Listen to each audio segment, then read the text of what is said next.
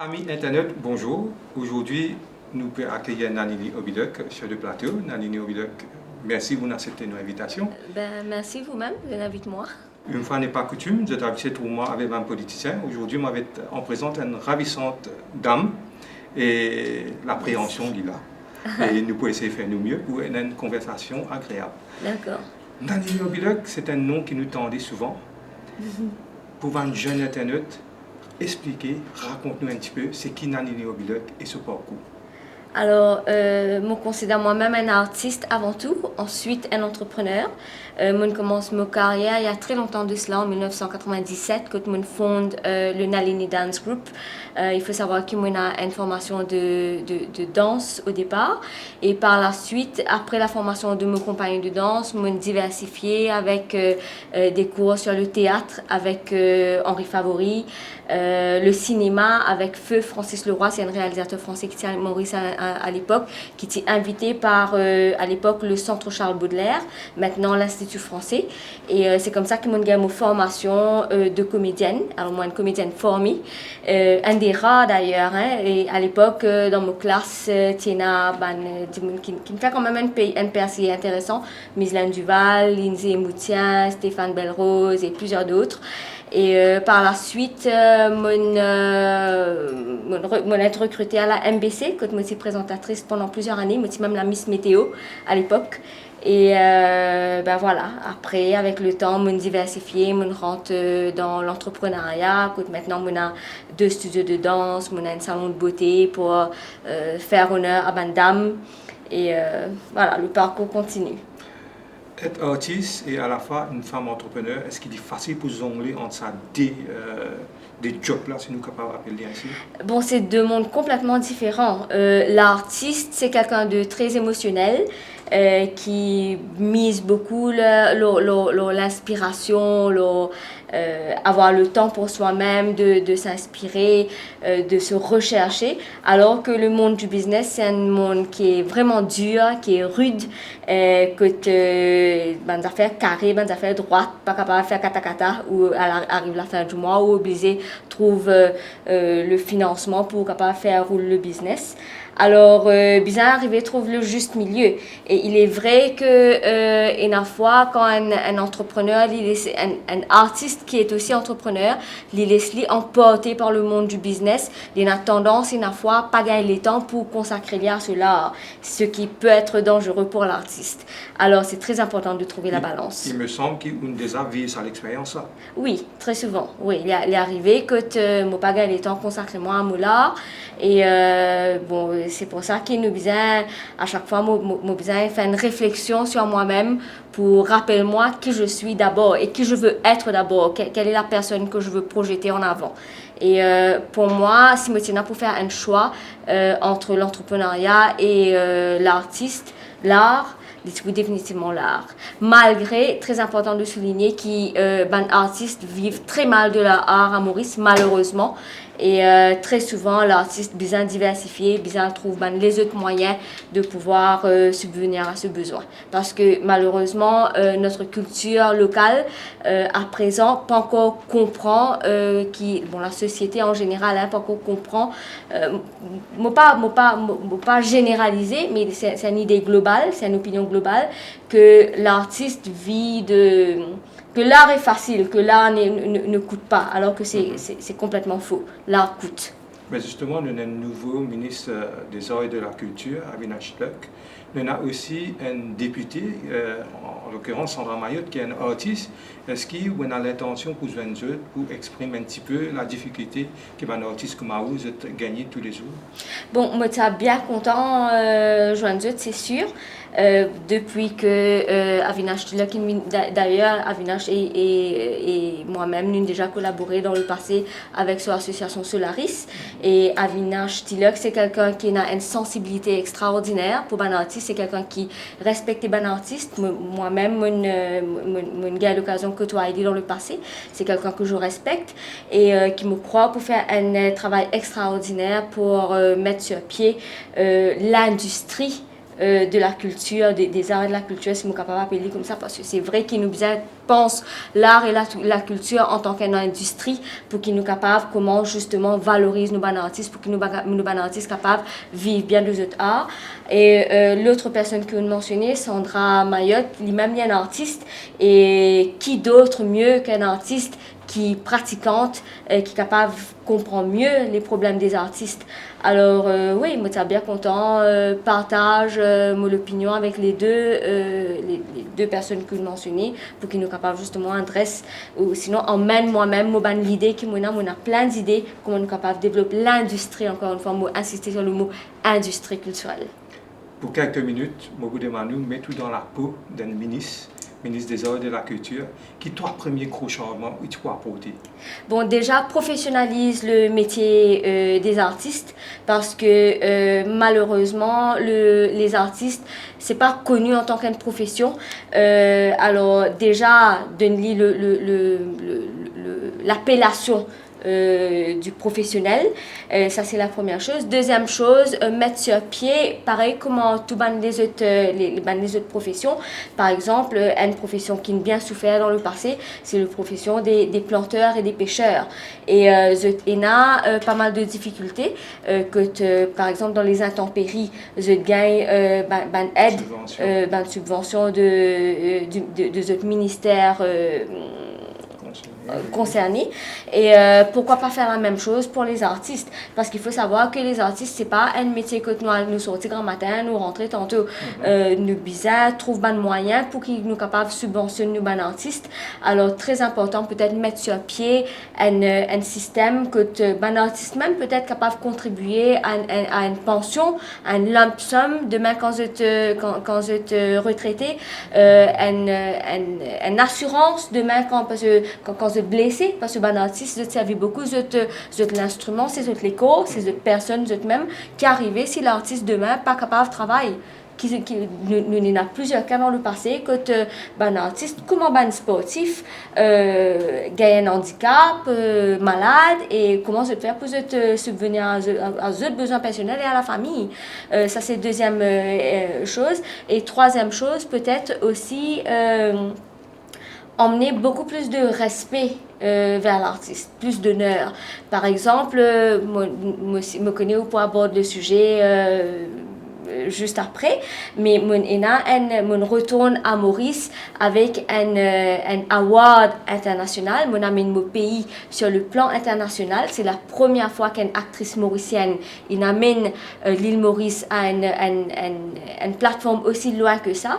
Et malheureusement, mon pan n'a aucune félicitation. C'est triste. Mon pan n'a aucune félicitation. Mon pan n'a aucun applaudissement. Mon pas demande rien en retour, mais juste la reconnaissance envers l'artiste pour faire moi motivé pour aller encore plus loin, voyez. Alors ce genre de reconnaissance, je crois qu'il arrive là pour nous mettre nos ego de côté et nous reconnaître la valeur de l'artiste, parce que l'artiste travaille dur comme tout le monde, comment tout le monde, comment les banquiers, comment les professeurs, comment les ministres eux-mêmes, voyez. Alors l'artiste travaille dur avec peu de moyens, alors on demande juste à être reconnu. L'artiste demande quoi? D'être applaudi, c'est tout. C'est ça nos plus grands salaires, c'est d'être applaudi. Mais applaudissements, pas fait ventre rempli. Vous le dites très bien. Heureusement qu'il sait où qu'il y a dit. Ce Tugui Award, voilà, ce qui nous utilise où finit le titre de meilleur espoir d'un film qui produit pour une Mauricienne. Vous voulez sous-même cause un tigit Lola et Lola a parcours là et à l'expérience que vous finissez gagner là. Alors, The Comeback, c'est un film le scénario a été écrit par Ananda Devi, grande littéraire mauricienne, qui est d'ailleurs une fierté mauricienne au niveau international, réalisé par son fils, Sharvan Anandan, qui est un jeune très talentueux, dynamique, motivé, qui fait quand même des études de cinéma à l'étranger et qui amène ce savoir-faire à Maurice, comme il dit lui-même souvent, d'être capable de prendre ce financement qu'il a gagné, à faire un film là ailleurs, en France, en Suisse, là côté il vivent, mais il décide, ou sinon il choisit pour venir faire ce film à Maurice pour justement créer une plateforme pour les talents mauriciens, que ce soit au niveau technique, ou au niveau talent. Et bon, c'est déjà quelque chose à à être salué. Il a le courage de faire ce film à Maurice. Et mon partage l'écran avec une grosse pointure au niveau local comme Gaston Valaiden, Robert Furlong, Palmej Katari et aussi le jeune Edin Burgerlu qui a un talent immense. Et c'était un très long tournage parce que nous avons plusieurs coupures entre, mais qui a été fait dans une solidarité, une familiarité extraordinaire avec beaucoup de fun autour. Et d'ailleurs, c'est une comédie qui raconte une histoire très farfelue de 3 acteurs bollywoodiens qui sont des has-been et qui ont envie de faire un comeback à l'écran. Et ils ont un mot personnage qui s'appelle Sandhya Patel, qui en vit une réalisatrice et qui gagne l'idée farfelue de kidnapper une star du jour pour qu'il ait accepté faire un film avec les 3 has-been pour que justement je fasse un comeback. Alors c'est beaucoup de fou rire. D'accord. Nous trouvons qu'il est bien emballé avec ce que vous pouvez raconter, ça veut dire que vous vivez ça très à fond. Est-ce que vous attendez pour gagner un award de tel comme meilleur espoir africain? Bon, c'est non du tout, parce que le Sotigi Award, il faut savoir que c'est une académie qui célébrait les acteurs au niveau continental, au niveau Afrique, mais aussi au niveau de la diaspora à travers le monde. Alors c'est énorme. Où il y a une grosse industrie comme par exemple Nollywood, le Nigeria, qui est un des plus gros producteurs de films à travers le monde, le Maroc, la Tunisie, le Rwanda, le Mali, l'Éthiopie, qui a quand même une industrie soutenue. Après, il y a un gros acteur africain de France, du Canada, de l'Amérique, etc., qui tire dans la course. Et être nominé parmi les 3 des meilleurs espoirs, on a fait une petite recherche, là, les 2 autres acteurs qui étaient nominés dans nos catégories. Et il faut savoir que ce sont quand même des gens qui ont un talent énorme. Et c'est une jeune petite fille à l'âge de 8 ans, elle peut carry a film on her shoulder, elle peut amener sa film là sur ses épaules. On a fait une recherche, là, les 2 autres acteurs, et m'ont dit à moi-même, no way, there's no chance. Alors, il faut dire que, mon reconnaissante envers les jurys de ce Tiggy Award pour qu'ils considèrent moi le meilleur espoir africain, et ça fait vraiment, vraiment chaud au cœur. Qui fait d'après vous dans Maurice, nous pas réussi à trouver un chemin dans les meilleurs, si nous sommes capables de ainsi, que nous trouvons un jeune producteur, un Mauricien même, qui a produit un film? Parce que le 7e art, c'est un art qui coûte cher, qui coûte très cher même. Et nous sommes très reconnaissants envers le gouvernement mauricien parce que nous sommes un des rares pays africains qui a un scheme comme la NAF, le National Arts Fund, qui offert un soutien, aide de financement à un artiste. Il y a aussi un film rebate scheme. Le film là, oui, mais je cause un petit peu la NAF, qui est très intéressant parce que je finance quand même un portefeuille assez intéressant. Et c'est la première fois dans l'existence de Maurice que le gouvernement mauricien met sur pied un tel portefeuille pour soutenir un artiste en général, mais aussi le cinéma. Quoique la barème qu'ils ont offert, c'est 800 000 roupies au maximum. Et il faut savoir qu'un film coûte cher et malheureusement, 800 000, c'est considéré peu pour un film mauricien. Alors c'est peut-être un appel, peut-être moi capable d'utiliser une plateforme pour me lancer un appel au ministère des Arts pour qu'ils te revoient le portefeuille quand il s'agit de cinéma. Et maintenant pour revenir au rebate scheme, le rebate scheme c'est un très bon scheme aussi qui soutenir justement ban producteur international comme ban producteur local, mais qui a quand même ce ban faille comme par exemple beaucoup plus adapté à un gros budget des producteurs internationaux qui viennent tourner à Maurice. Et il y a un barème à respecter, je crois, si je ne me trompe pas, c'est 50 000 $. Or, les producteurs locaux payent le budget de 50 000 $ pour qu'ils soient capables de bénéficier du rebate scheme. Et c'est c'est un gros problème qui un des producteurs locaux a gagné récemment, qui peut produire un film quand je regrandirai, dont je suis l'actrice principale. Et le producteur est actuellement en difficulté financière pour capable terminer ce film parce qu'il est qualifiable au rebate scheme, mais malheureusement ce film pas fait $50,000 et il n'est pas pu bénéficier du rebate scheme. Alors ça c'est encore une fois, c'est mon capable de faire avec moi utilise une plateforme pour lancer un appel aux autorités concernées pour revoir cette petite lacune-là afin qu'ils nous capables de mettre sur pied l'industrie du cinéma qui me rappelle capable un pilier très important de notre économie parce que une industrie du cinéma génère beaucoup d'emplois, génère beaucoup d'argent et il fait vivre beaucoup de personnes, que ce soit les techniciens, les artistes et tous les métiers qui vont autour de l'industrie, les make-up artistes, les stylistes, les caterers, le transport. C'est une industrie qui est capable de générer des milliards de roupies. D'ailleurs, nous considérons, nous besoin juste guetter un petit peu ce qui peut arriver autour de nous, en Inde, en Amérique, en France, etc. C'est une industrie énorme qui peut rapporter des milliards de dollars. Alors, il est temps de croire dans l'industrie locale. D'ailleurs, je crois moi-même un exemple. Capable, c'est quand même ça award qui m'ont recevoir là, c'est quand même un signal fort pour dire qu'il nous paraît, pour dire qu'il nous a le moyen pour qu'il nous capable de lancer nos cinéma. Vous termine une note en tant que femme. Est-ce qu'il est difficile pour continuer à arriver aujourd'hui? Non, rien n'est facile. Oui, ça a été difficile, c'est un parcours quand même assez difficile. Mon commencé très bas et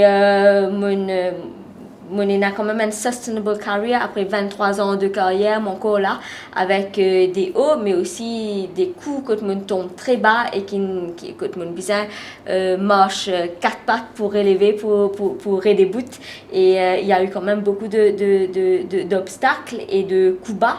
Et mon assez forte pour quand même tenir le coup, mais tout ça revient à la reconnaissance encore plus loin que reconnaissance nationale, la reconnaissance internationale. D'ailleurs, je tenais à saluer le Sotigi Award pour l'accueil qu'ils ont offert, moi et tous les autres artistes, pour la cérémonie avec entrée limousine, entrée en tapis rouge, des photographes, escorte jusqu'à la scène, etc. Ça a été un moment magique de ma carrière que je n'oublierai jamais. D'ailleurs, je crois qu'il nous a apprendre avec ban africain comment respecter l'artiste, et je crois que ça pour amener nous encore plus loin dans le cheminement vers l'art mauricien.